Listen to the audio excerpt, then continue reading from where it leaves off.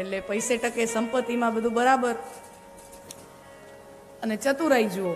અને જુઓ, હવે જો સર્કસ જોવા જાઓ ને તો આગળની ટિકિટ હોય ને એ મોંઘી હોય, વાયલી ટિકિટ હોય ને એ સસ્તી હોય. નાટક જોવા જાઓ કે ફિલ્મ જોવા જાઓ ને તો આગળની ટિકિટ હોય એ સસ્તી હોય, વાયલી ટિકિટ હોય એ મોંઘી હોય. પણ સર્કસમાં ઊંધું હોય, આગળની ટિકિટ હોય મોંઘી હોય. કાકાએ મોંઘામાં મોંઘી ટિકિટ લઈને બેઠા. હા, અને પછી સર્કસનો ખેલ ચાલુ થયો. હાચો હાથી, હાચો વાઘ, હાચો સિંહ, ઓલો રિંગ માસ્ટર ચાબુક ફટકારે ને ખેલ ચાલુ થાય. તો એમાં બન્યું એવું, ઠઠડે હાટ પબ્લિક બેઠી છે અને ખેલ ચાલુ થયો અને બન્યું એવું કે પાંજરામાંથી સિંહ છટકો.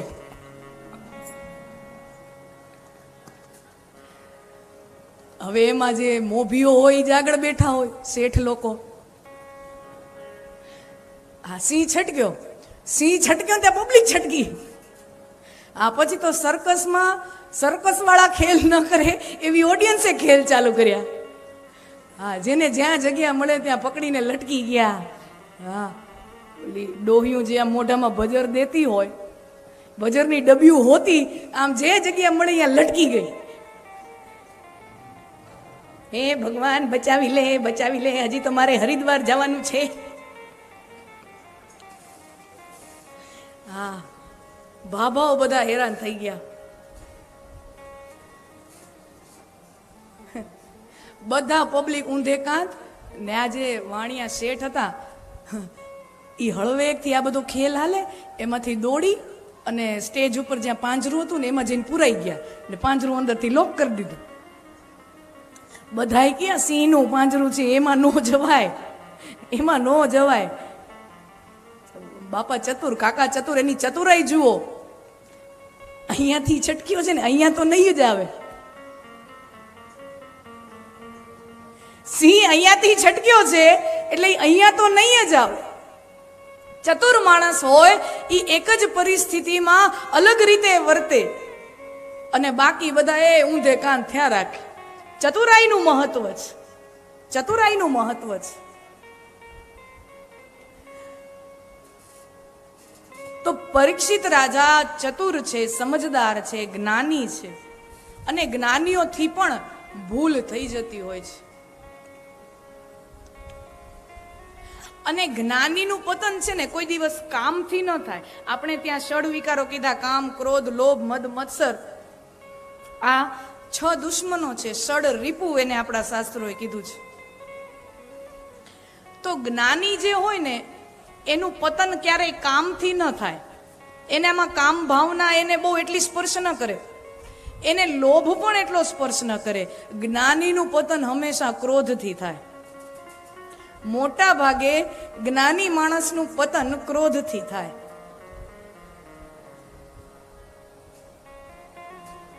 પરીક્ષિત રાજા ક્રોધ ઉપર કાબુ ગુમાવે છે અને આવું કરી બેસે છે. થતા થઈ જાય મોટા માણાથી એ ભૂલ. અને ત્યાં ગંગા કિનારે પરીક્ષિત રાજાને સુખદેવજીનો મિલન થાય છે.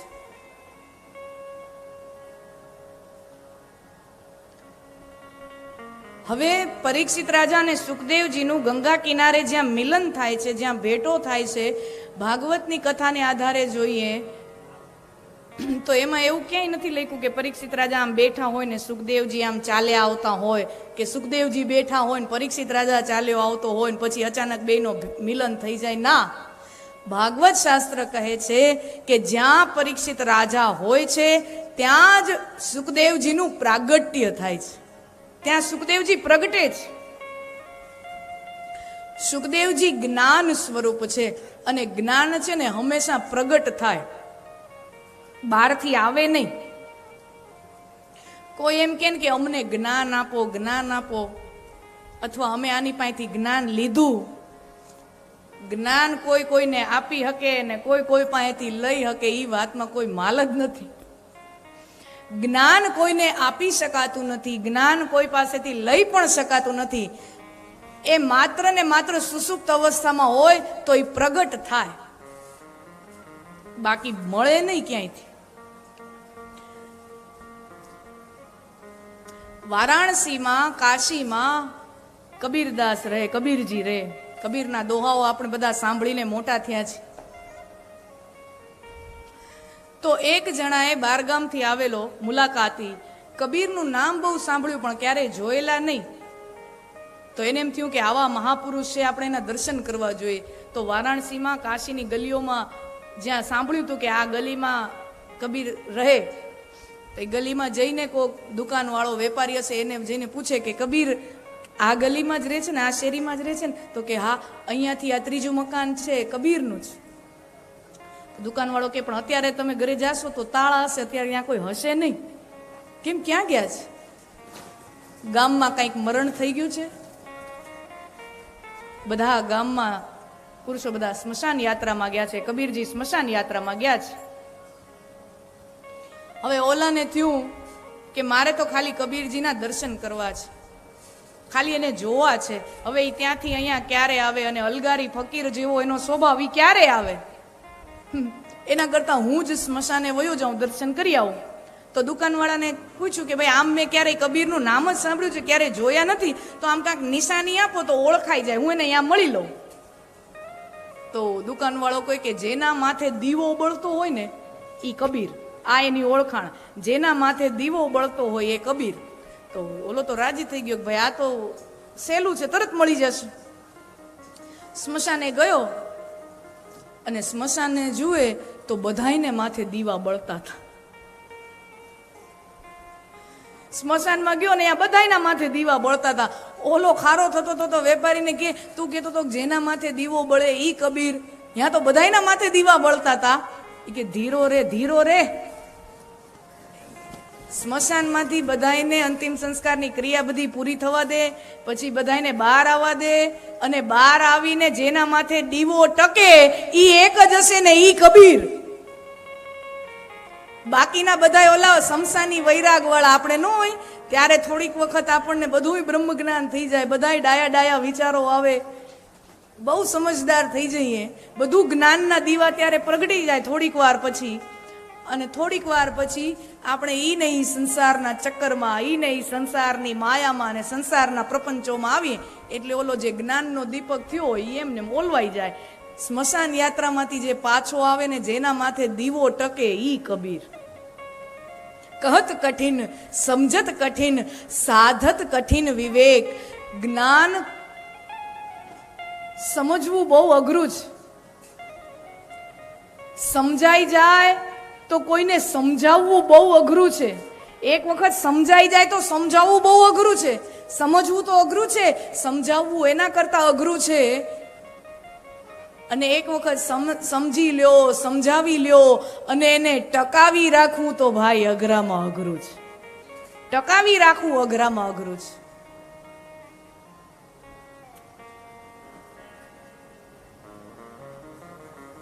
સુખદેવજીના શરીર ઉપર કોઈ છાપ નથી, કોઈ નિશાની નથી,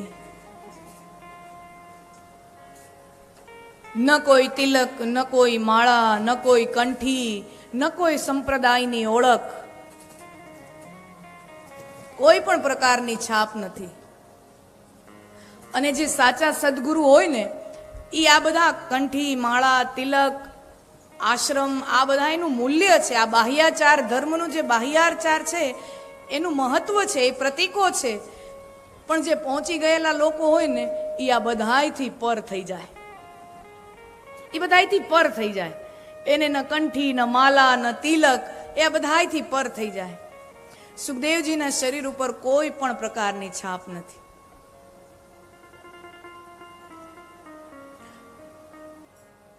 કે મારો ઉદ્ધાર કરવા માટે, મારા જીવનું કલ્યાણ કરવા માટે આ મહાપુરુષનું મારી સન્મુખ પ્રાગટ્ય થયું છે.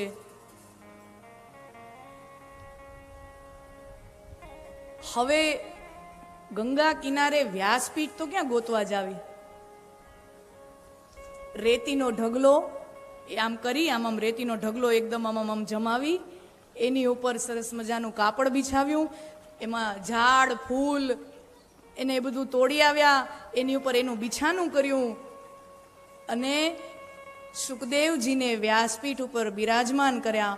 પરીક્ષિત રાજા બે હાથ જોડીને સુખદેવજીની સન્મુખ દંડવત પ્રણામ કરે છે અને પરીક્ષિત રાજા હવે પ્રશ્ન પૂછે છે કે જે જીવ મરણાસન હોય, જે જીવ મરણના કાંઠે હોય, એ જીવનું પરમ કર્તવ્ય શું? એ જીવનું સૌથી શ્રેયસ્કર કામ ક્યું? એનું કલ્યાણ શેમાં છે?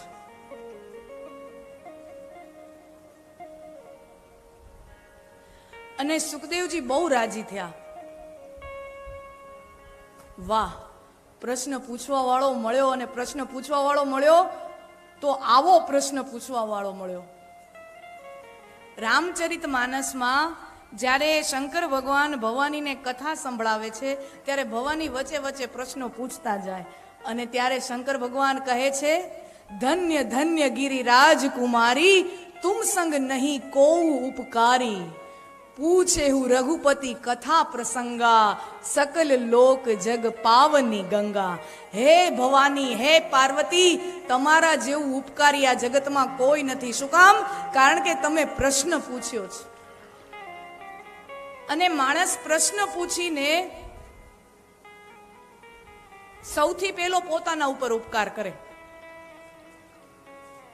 પ્રશ્ન આપણે જ્યારે કોઈને પૂછતા હોઈએ ત્યારે આપણે સૌથી પહેલો આપણી જાત ઉપર ઉપકાર કરીએ છીએ. રોગી જ્યારે પ્રશ્ન પૂછો એનો મતલબ શું? કે તમે તમારા અજ્ઞાનનો સ્વીકાર કરો છો. અચ્છા, પ્રશ્ન પૂછવાની પણ રીત હોય. હો, પ્રશ્ન પૂછ્યો કોને કહેવાય? કે આપણે જિજ્ઞાસા લઈને જઈએ, મને નથી ખબર, તમે મને જણાવો, એ વૃત્તિથી જઈએ તો એને પ્રશ્ન પૂછ્યો કહેવાય. બાકી આપણે મગજમાં જવાબ લઈને ગયા હોય અને ઈ જ જવાબ સામેવાળો બોલો કે તો ઈ હોશિયાર નતરી નબળો, એમ કરીને આપણે કોકને પૂછી તો આપણે પ્રશ્ન પૂછ્યો નથી, આપણે સામેવાળાને માપ્યો છે. અને એ માપવા વાળા પોતે ક્યાંય પહોંચતા જ નથી. હંમેશા જિજ્ઞાસુ માણસ જ પહોંચે છે, માપવા વાળો માણસ માપતો જ રહી જાય છે. તો સૌથી પહેલો ઉપકારી પોતાની જાત ઉપર કરે, પોતાનું અજ્ઞાન પ્રગટ કરે. રોગી જો પોતાના રોગનો સ્વીકાર ન કરે ડોક્ટરની સામે, પહેલા તો રોગીએ પોતાના રોગનો સ્વીકાર કરવો પડે ને.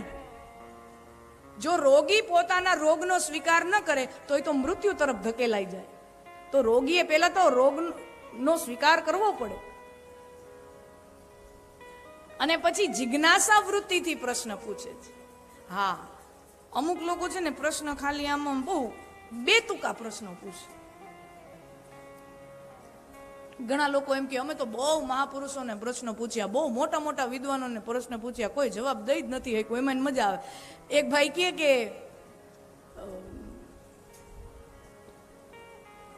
શ્રવણના મા બાપનું નામ શું?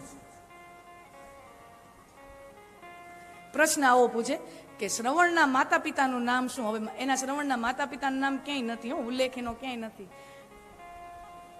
તો હવે જ્યાં જાય ત્યાંથી એને બધાને કોઈને બધાને મૂંઝાઈ જાય ને. હવે ક્યાંય ઉલ્લેખ જ નથી શ્રવણના માતા પિતાનો. ખાલી પ્રસંગ કેટલો ટૂંકો આવે છે રામકથામાં શ્રવણનો અને એના અંધ માતા પિતાનો, કેટલો ટૂંકો પ્રસંગ છે.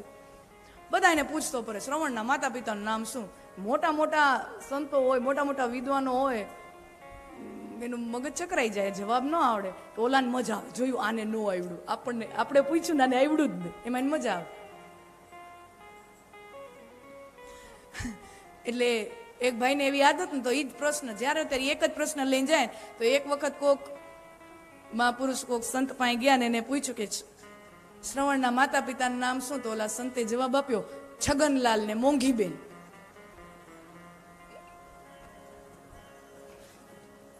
તો ઓલો તો હેપ થઈ ગયો. કારણ કે એને આદત નહોતી ને જવાબ સાંભળવાની. પછી કે તમારી પાસે શું પ્રમાણ છે કે શ્રવણના માતા પિતાનું નામ છગનલાલ ને મણીબેન છે? તો સંતે જવાબ આપ્યો, તારી પાસે શું પ્રમાણ છે કે એનું નામ છગનલાલ ને મોંઘીબેન નહોતું? તારી પાસે કોઈ પ્રમાણ છે કે આ નામ નહોતું? હું કહું છું આ નામ છે, લે. હા, ઘણા એવા પ્રશ્ન પૂછે કે ઓલા ગણેશ ભગવાનનું માથું કપાઈ ગયું અને પછી ભગવાને હાથીનું માથું ચોટાડી દીધું, તો ગણેશ ભગવાનના ઓરિજિનલ માથાનું શું થયું? बेतु के सवाल पूछते हो। આ પ્રશ્નનો મતલબ શું? શ્રવણના માતા પિતા શું? આ પ્રશ્નનો અર્થ શું છે? શ્રવણની કથામાંથી જે શીખવાનું છે એ શીખ ને ભાઈ. પોતે પોતાના મા બાપને ગોળામાંથી એક લોટો ભરીને પાણી ન પાતો હોય,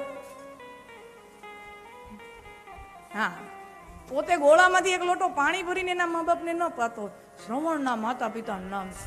શ્રવણની કથામાંથી મા બાપની ભક્તિ, મા બાપની સેવા જે શીખવાની છે એટલું જ શીખવાનું છે. બીજું એમાં કઈ મગજ લગાવવાનું જ નથી. શું કામ મગજની કસરત કરવાની છે એમાં ખોટી વસ્તુમાં?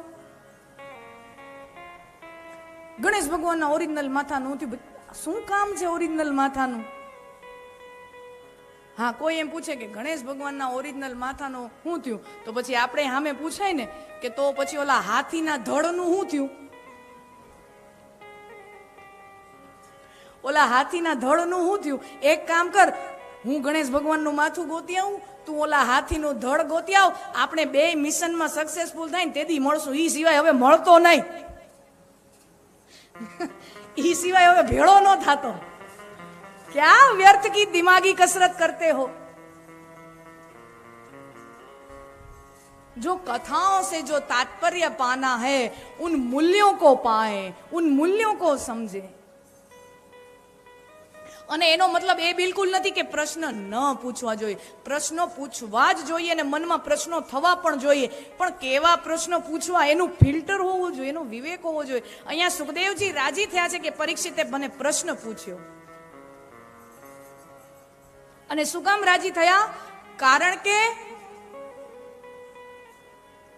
એક તો પેલા પ્રશ્ન પૂછવા વાળો પોતાના ઉપર ઉપકાર કરે, બીજો ઉપકાર ઈ જેને પ્રશ્ન પૂછી રહ્યો છે એના ઉપર કરે.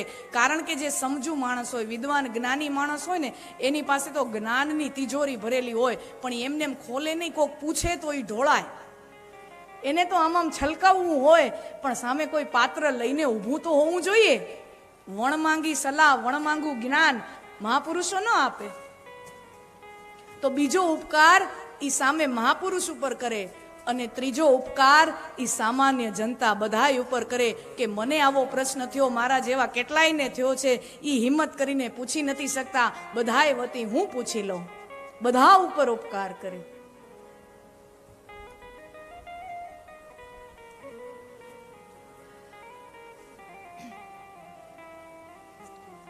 અને હવે આ પ્રશ્ન પૂછાઈ ગયો છે કે જે જીવ મરણાસન્ન છે એનું પરમ કર્તવ્ય શું છે, એનું શ્રેયસ કર્મ શું છે.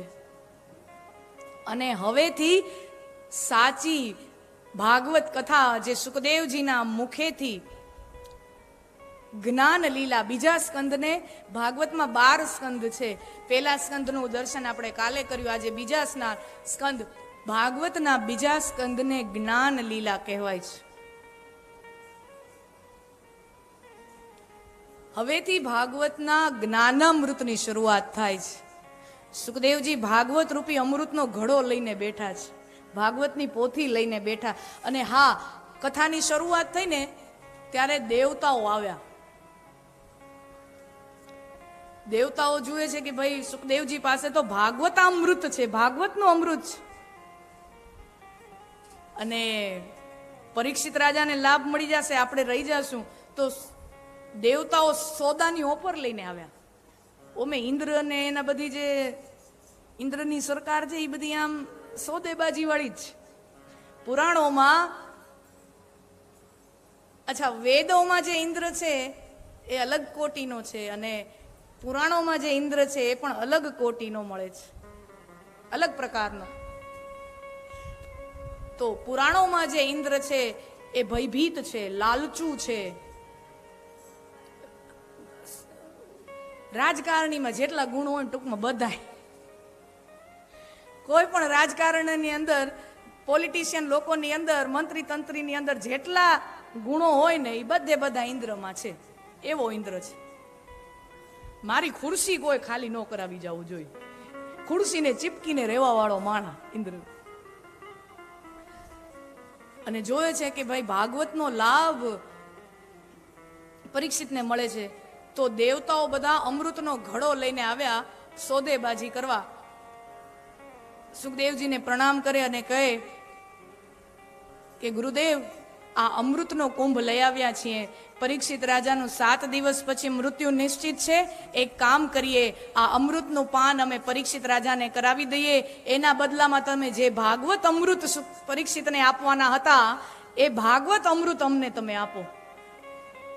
અને ત્યારે સુખદેવજી જવાબ આપે, ક્વ સુધા, ક્વ કથા, ક્વ કાંચ મણિર મહાન.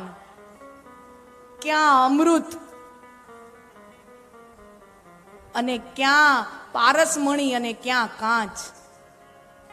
ક્વ સુધા, ક્યાં તમારું આ અમૃત અને ક્યાં અમારી આ કથા. એ બેયનો સોદો શક્ય જ નથી, કારણ કે સોદો બરાબરીનો હોવો જોઈએ ને. સોદો બરાબરીનો હોવો જોઈએ. તમારું અમૃત છે એ સમુદ્ર મંથન માંથી પ્રગટ થયું છે. તમારું અમૃત સમુદ્ર મંથન માંથી, સમુદ્ર નહીં, જીભ વાંકા ચૂકા હો જાતા હૈ. તો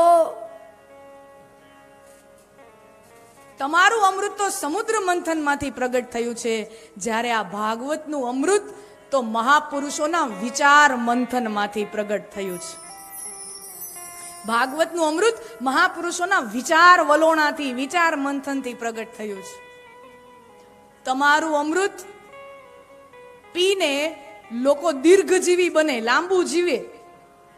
તમારું અમૃત પીને લોકો દીર્ઘજીવી બને, જ્યારે આ ભાગવતને પીને લોકો દિવ્યજીવી બને છે. દિવ્યજીવી બને છે. जिंदगी लंबी नहीं बड़ी होनी चाहिए बाबू मुशाई.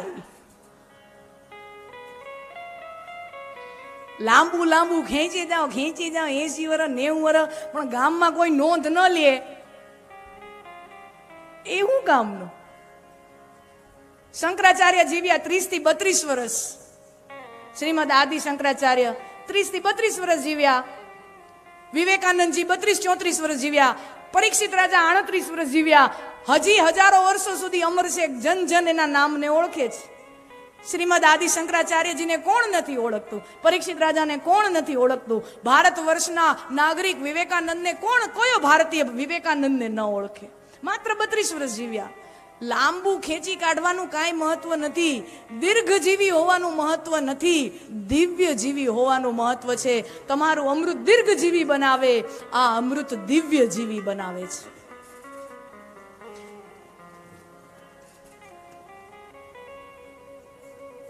આ સોદો તો એવો કહેવાય કે તમે કાચની સામે પારસમણીનો સોદો કરી નાખો. આવા અમે મૂર્ખા નથી, આવા અમે મૂર્ખા નથી.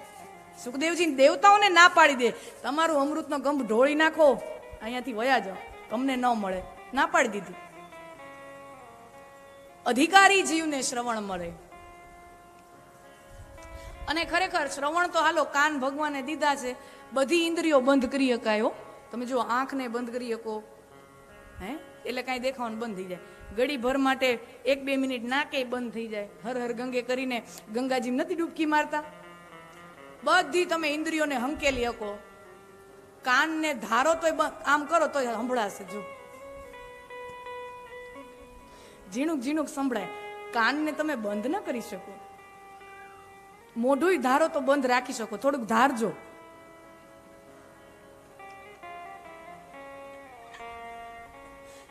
કથા સાંભળી એટલી વાર ધારી રાખવાનું 3 કલાક, પછી બોલવાનું.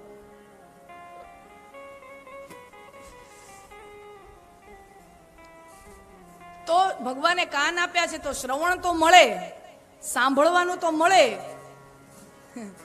પણ હજારોની તાદાદમાં લોકો સાંભળતા હોય, કાન છે તો સાંભળે, પણ શ્રવણ, સાંભળવું અને શ્રવણ કરવું બહુ ફરક છે. હિયરિંગ અને લિસનિંગમાં બહુ મોટો તફાવત છે. સાંભળી તો બધા લે છે, શ્રવણ તો અધિકારી જીવાત્માને જ ભાગવતનું શ્રવણ મળે છે. અધિકારી જીવાત્મા હોય એને જ ભાગવતનું શ્રવણ મળે છે.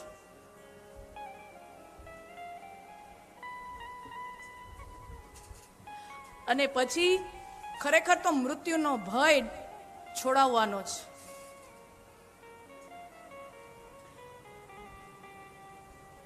અને ત્યારે ભાગવતની કથાની શરૂઆત સુખદેવજી કરે છે, અંતકાલે નારાયણ સ્મૃતિ. જે જીવ મરણાસન છે, જે જીવ મરણના કાંઠે છે, અને આ પ્રશ્ન એકલો સુખદેવ પરીક્ષિત રાજાનો નથી. આ પ્રશ્ન માત્ર પરીક્ષિત રાજાનો નથી, આ પ્રશ્ન મારો ને તમારો છે. પરીક્ષિત રાજા તો એટલો ભાગ્યશાળી કહેવાય કે ને આગોતરી ખબર છે કે 7 દિવસ પછી મરવાનું છે. મને ને તમને ખબર નથી ઈ 7 દિવસ હશે, 7 મિનિટ હશે, 7 કલાક હશે, 7 મહિના, 7 વર્ષ, 70 વર્ષ.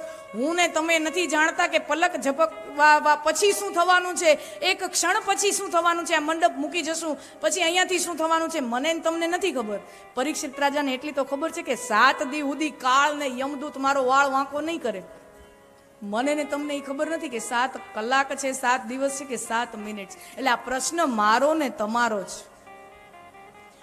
અને હવે સુખદેવજીને મરણનો ભય દૂર કરવાનો છે. પરીક્ષિત રાજા આસ્થાથી કથા સાંભળે છે અને 7 દિવસ પછી કથા સાંભળ્યા પછી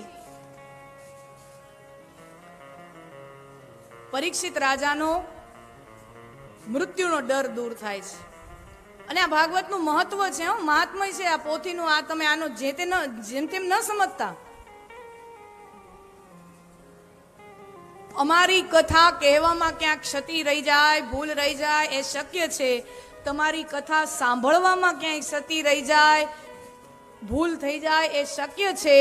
પણ આજે પણ કળિયુગમાં પણ 21મી સદીમાં પણ 2022માં 20મી મેના પણ આ ભાગવત પોથીમાં એ શક્તિ છે, આ દિવ્ય પોથીમાં એ તાકાત છે કે મારીને તમારી મુક્તિ કરાવી શકે. હા, આ પોથીમાં એ શક્તિ છે, પાવર છે. 7 દિવસની કથા સાંભળ્યા પછી પરીક્ષિત રાજા કહે છે,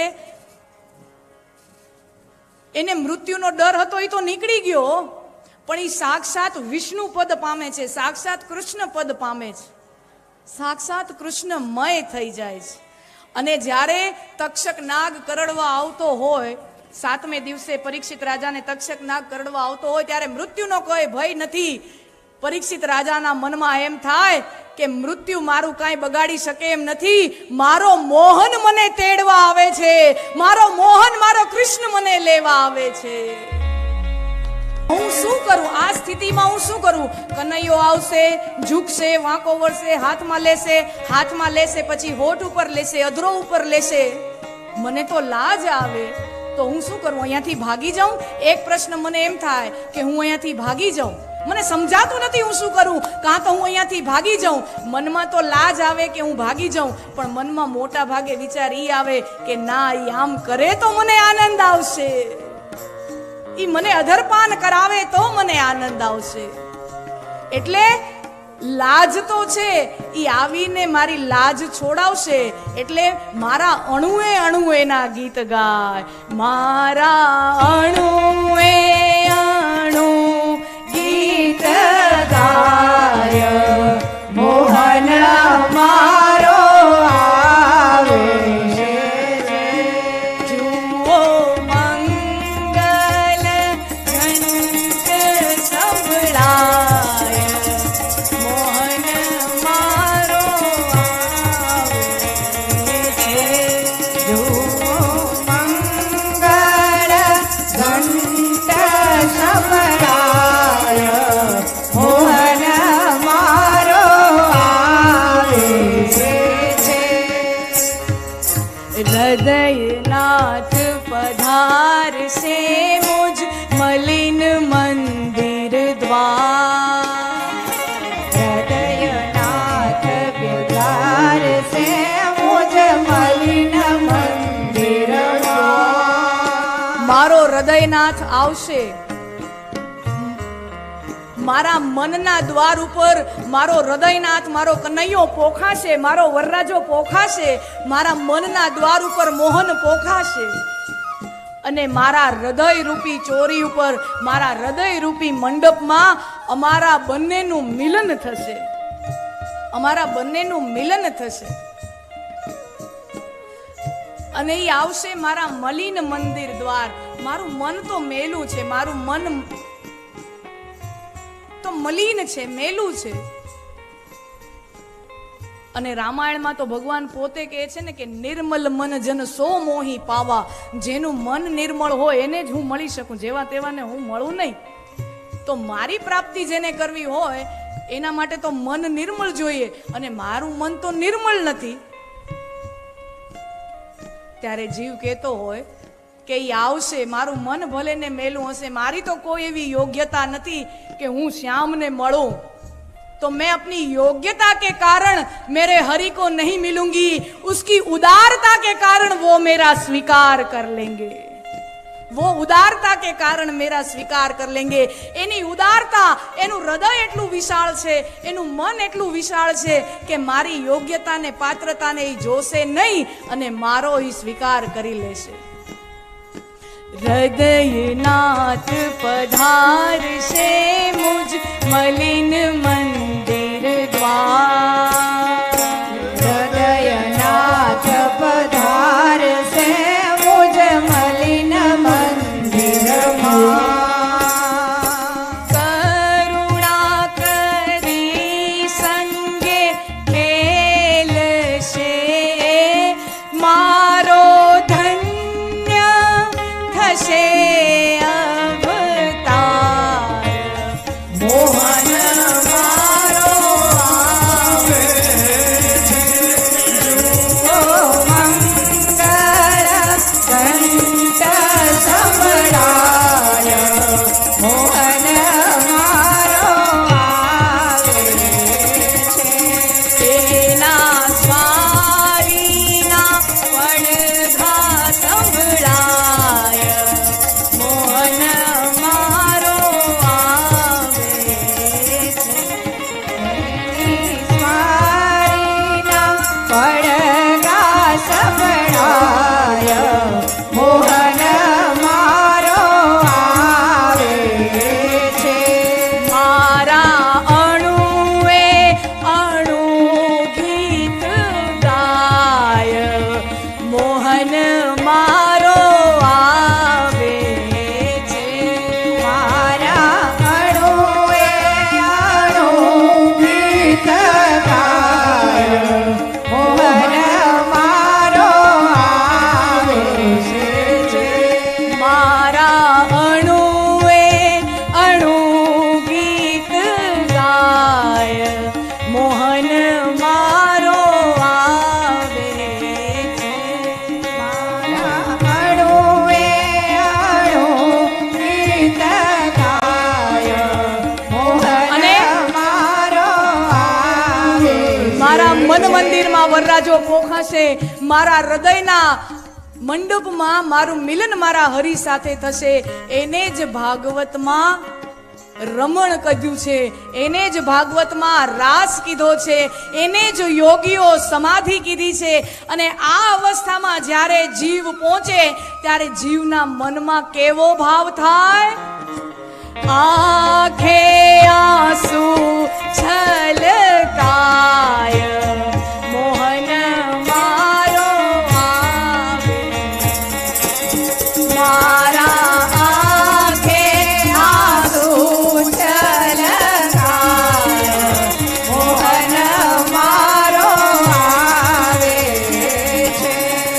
એના રૂમ ઝૂમ નુપુર સંભળાય, મોહન મારો આવે છે. એના રૂમજોમાં નુપુર સંભળાય, મોહન મારો આવે છે. આ મરણ નથી, આ પરણ છે. અને સુખદેવજી પરણવાની તૈયારી કરે છે, કરાવે છે. પરીક્ષિત રાજા પરણવાની તૈયારી કરે છે.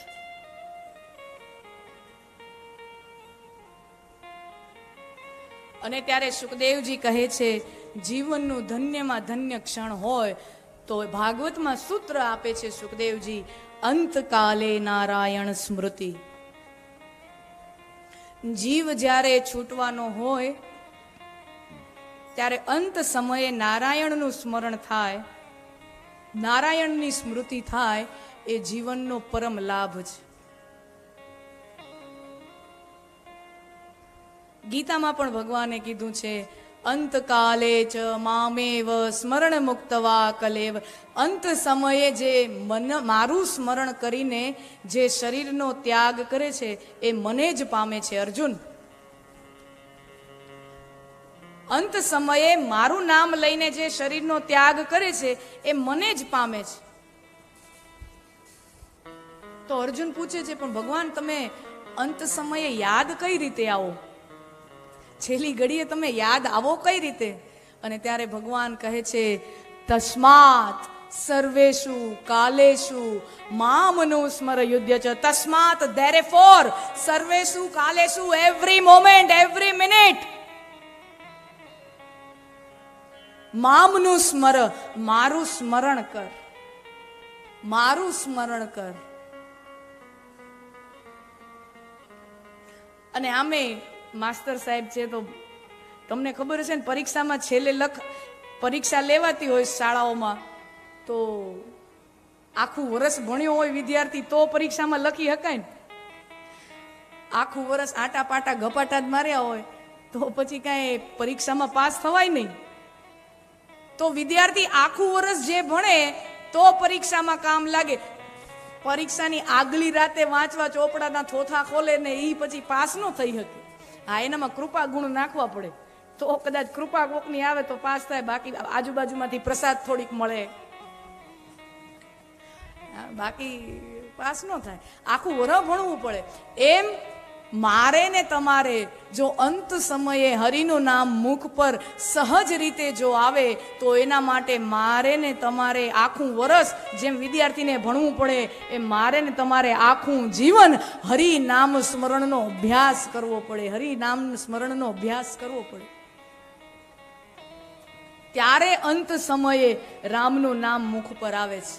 જન્મ જન્મ મુનિ જતન કરાહી, અંત રામ કહી આવત નાહી. લોકો એમ કહે છે કે જન્મ જન્મ સુધી યોગીઓ મહેનત કરે, યોગ કરે, સિદ્ધિઓ પામે, અને છતાંય પણ અંત સમયે રામનું નામ મોઢામાં આવતું નથી. રામચરિત માનસની આ ચોપાઈ છે, સુપ્રસિદ્ધ ચોપાઈ છે. જન્મ જન્મ મુનિ જતન કરાહી, અંત રામ કહી આવત નાહી. ખરેખર લોકો ખોટું અર્થઘટન કરે છે.